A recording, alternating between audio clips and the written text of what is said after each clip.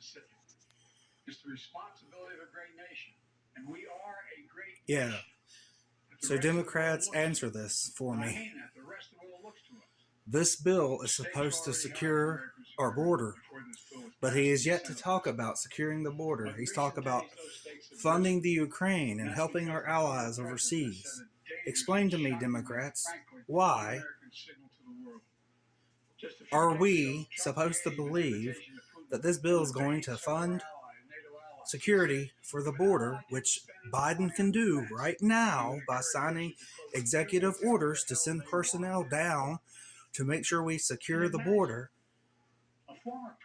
when he wants to send more money to the Ukraine, when the whole world could be also sending money to the Ukraine, but apparently we have to fund a proxy war.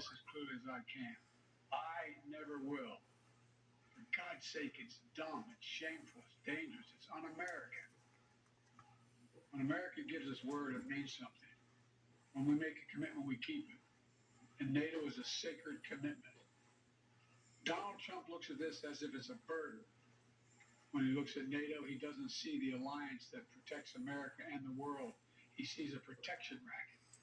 He doesn't understand that NATO is built on a fundamental principle of freedom, security, and national sovereignty.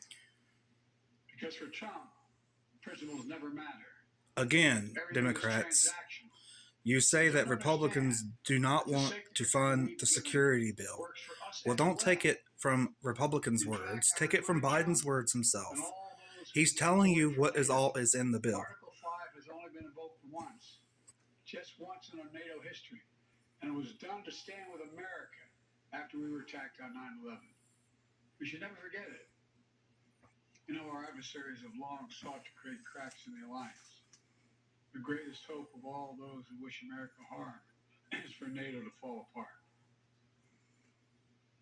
And you can be sure that they all cheered when they heard Donald Trump and heard what he said. I know this. I will not walk away. I can't imagine any other president. Yeah, you don't even know how to get off the stage. For as long as I'm president, if Putin attacks a NATO ally, the United States will defend every inch of NATO territory. Let me close with this. You've heard me say this before. Our nation stands at an inflection point in history, where the decisions we make now are going to determine the course of our future for decades to come. This is one of those moments. And I say to the House members, House Republicans, you got to decide. You got to decide. For freedom. You got to decide to support my bill so that I can give more funding to the Ukraine so I can pocket that money myself through my son. Or Trump.